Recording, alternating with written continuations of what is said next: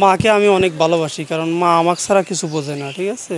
মাকে নিয়ে বলতে গেলে জীবনে কখনোই শেষ হবে না। মা হচ্ছে এমন একটা মানুষ, জীবনে প্রত্যেকটা সময়ে প্রত্যেকটা দিনে লাগে। মাকে হচ্ছে একদম একটা মানে প্রিয় বন্ধু। রাজিয়া মার যারা তো নাই তারাই বুঝতে পারে যে মা যে কত দামি, মা যে কত দামি, মা কি মূল্যবান। খুব ছোটোবেলায় আমার বাবা মারা গেছে, সেই থেকে আমার আম্মুই আমাকে মানসিকভাবে এবং সব দিক দিয়ে সাপোর্ট দিয়ে আসছে। মনে করেন ছোটোবেলায় স্কুলে যাওয়া আসা মা নিয়ে আসতো, মা আবার দিয়ে যেত, আবার খাবার দাবার মানে সব কিছুই আম্মু করে আসছে। আজকে মা দিবস, সকল মাকে অনেক শ্রদ্ধা জানাই, এটা সবারই কামনা। অনেক গভর্নমেন্ট অনেক ব্যবসা করতেছি, মা বাবাকে একটু সুখে লাগার জন্য। জীবন খবর খুব সুন্দর করে কাটছে। আমার মা খবরে চলে গেছে, বাজি মাটির তলে চলে গেছে। এখন আমি অত্যন্ত খুশি, আনন্দ হিসাবে মাকে দোয়া করবো আর কি, নামাজ পড়ে। যেমন পবিত্র কোরআনে লেখা আছে মাকে 3 বার স্মরণ করার পর বাবাকে স্মরণ করার জন্য। তো মা একটা ছেলেকে, একটা সন্তানকে পড়ালেখা থেকে শুরু করে, জন্ম দেওয়া থেকে শুরু করে একদম ছেলেরা যত বড় হোক মায়ের কাছে সবসময় শিশু। আমার মা জমিদার পরিবারের কন্যা ছিলেন। আমার মা অত্যন্ত দয়ালু এবং দান খয়রাত করতেন।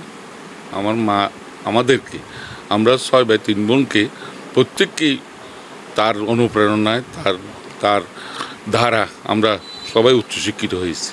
অনেক কষ্ট করতেছে, কারণ আমার মায়ের দিবস আজকে, মায়ের থেকে অনেক অনেক সালাম। বর্তমান সন্তানদেরকে আমি বলবো যে মায়ের প্রতি যেন তারা সুন্দর ব্যবহার এবং আচরণ করে, যেমনটা পিতামাতার প্রতি ক্ষেত্রে আমরা বলি ইসলামের দৃষ্টিতেও। এবং বর্তমানে আপনি বিশ্ব সভ্যতা দিয়ে তাকান, বিশেষ করে আমাদের উপমহাদেশে যে আপনার সভ্যতা রয়েছে, মায়ের প্রতি যে আদর মমতা, সন্তানদের প্রতি একটা যে মায়ের মমতা, এটা আমাদের সবার ধরে রাখার দরকার। আমি আমার মাকে অনেক ভালোবাসি, আর আমার মাকে আমি ধন্যবাদ জানাই। মাকে নিয়ে তো আসলে এক্সপ্লেন করার মতো কারো ক্ষমতা নাই। মা তো সবার ঊর্ধ্বে। একটা সন্তান হিসাবে মাকে প্রতিদান দেওয়ার বা নেওয়ার এ ধরনের সামর্থ্য পৃথিবীতে কারো নাই, কোনো সন্তানেরই নেই। আম্মুকে আসলে কখনো আমার বলা হয় নাই ভালোবাসি কথাটা, আমার আসলে কখনোই বলা হয় নাই। দেখা গেছে প্রত্যেক দিন দেখা গেছে মাকে আমি স্মরণ করি, কেমন আছে কি সমাচার। মা তো মাই, মারকে তুলনা হয়? মার যে ভালোবাসা, এই ভালোবাসা তো অফুরন্ত, কারণ মা ছাড়া তো আর ভালো লাগে না। মা যে আপনজন, এর মতো তো আর কোনোদিনও হবে না। মা নাই দি বেশি কষ্ট লাগে, মা সুখ নাও পাই, মাঝে মা বড় জিনিস। মাকে ভালোবাসার জন্য কোনো মাধ্যমের প্রয়োজন হয় না। মাকে মানে কি যে কোনো মাধ্যম দিয়ে মাকে ভালোবাসা যায়। মাকে জানতে গেলে তো শেষ হবে না। মাকে আমি আমার হৃদয় থেকে জানতে চাচ্ছি প্রচুর ভালোবাসা, সম্মান, শ্রদ্ধা। আমার মা মারা গেছে আমি ছোটো অবস্থায়, এখন ছোটো আমি ছবিই দেখি, আল্লাহু আকবার।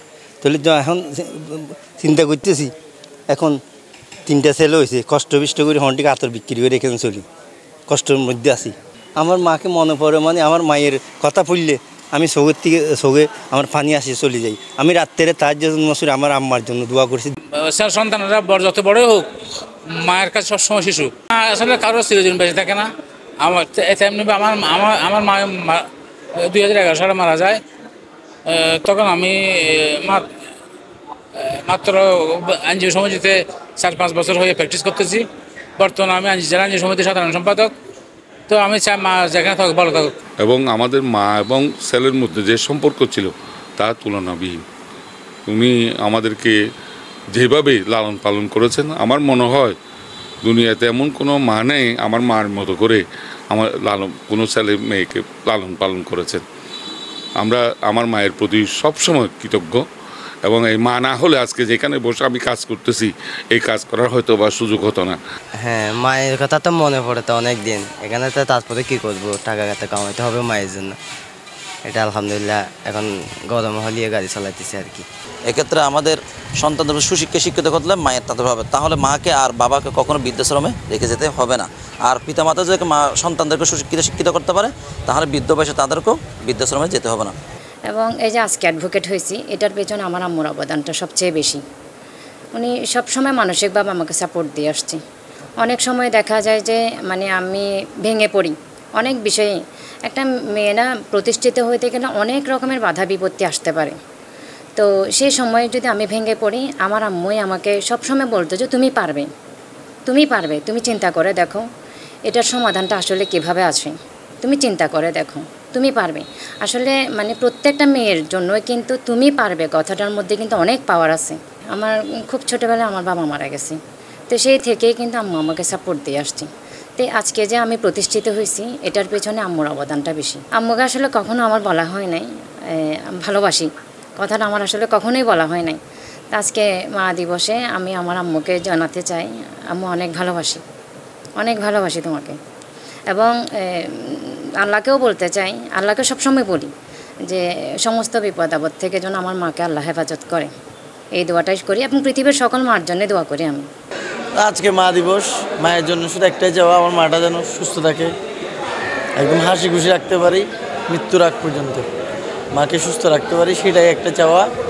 আর বেসিক্যালি হচ্ছে যে মায়ের সাথে কাটানো প্রত্যেকটা মুহূর্তই অবিস্মরণীয়। এগুলো আসলে আমি কোনটা ফেলে কোনটা এক্সপ্লেন করব। ছোটোবেলা থেকে যে বড় হয়েছি এখন পর্যন্ত, এই যে প্রতি মুমেন্টেই আমার কাছে খুব রোমাঞ্চকর, খুব স্মরণীয়।